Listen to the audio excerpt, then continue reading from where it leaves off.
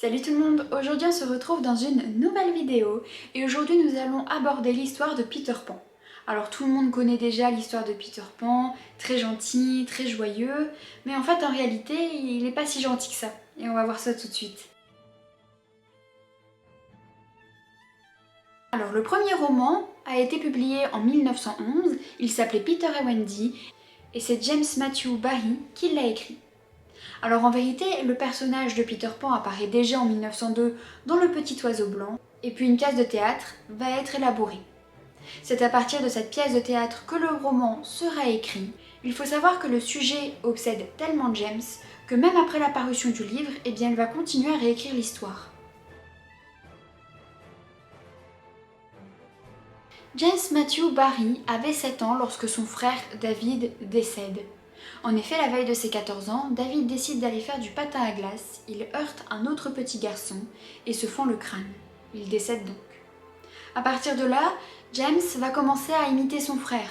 Il va donc imiter ses mimiques, s'habiller de la même façon. Pourquoi ? Parce que David était le chouchou de la famille. Et il espère qu'en agissant ainsi, sa mère aura un peu plus d'amour pour lui. Malheureusement pour lui, sa mère ne change pas de comportement, et c'est pour ça que dans le roman, on retrouve de nombreuses fois Peter Pan qui essaye de retrouver une figure maternelle à travers Wendy. En réalité, Peter Pan n'est pas aussi gentil que ça, et son île n'est pas aussi paradisiaque. Peter Pan va emmener les enfants sur Neverland, Neverland signifiant pays de jamais parce qu'on ne veut jamais y aller ou jamais y retourner. De plus, sur l'île, il y a des bêtes sauvages, il y a des sirènes monstrueuses, il y a des mercenaires sanguinaires, des fées égoïstes, mais également des pirates. Donc l'île n'est pas vraiment faite pour les enfants. En plus de ça, Peter Pan va les tuer une fois arrivé à l'âge adulte. Et Peter Pan, il a une aversion qui est telle pour les adultes que dès qu'il peut, il va les tuer. C'est-à-dire que sur l'île, il y a une légende qui dit qu'à chaque respiration de Peter Pan, un adulte vient à mourir. Et donc Peter Pan va respirer de plus en plus profondément ou de plus en plus vite pour que le plus d'adultes possible décèdent. L'île va également lui faire perdre la notion du temps. C'est-à-dire que petit à petit, il va oublier les premiers enfants perdus arrivés sur l'île, il va oublier la fée Clochette, mais il va également oublier Wendy. Wendy va également, quant à elle, tout oublier de son histoire sur Neverland pour marquer le passage de l'enfance à l'âge adulte. Peter Pan va lui-même s'oublier, mais également oublier la promesse qu'il a faite à Wendy d'aller la voir chaque année.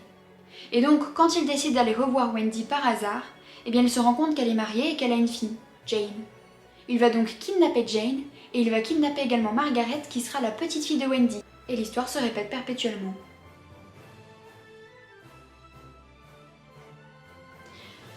Alors, Wendy, elle aime pas les adultes. Elle n'a pas une haine comme Peter Pan, mais elle les aime pas. Et pourquoi ? Parce qu'elle a une image d'eux de père colérique. Donc du coup, elle décide d'aller sur Neverland avec Peter Pan. Sauf qu'une fois arrivée sur l'île, elle se rend compte qu'en fait, en ayant un rôle de mère pour les enfants perdus et pour Peter Pan, elle a envie de grandir, elle a envie de vieillir, elle n'a pas envie de rester enfant. Donc elle demande à Peter Pan de retourner chez elle. Requête accordée vu qu'elle n'est pas encore adulte. Il va donc la ramener chez elle, en bateau volant, avec les enfants perdus, et une fois arrivés chez elle, les parents de Wendy vont adopter les enfants perdus.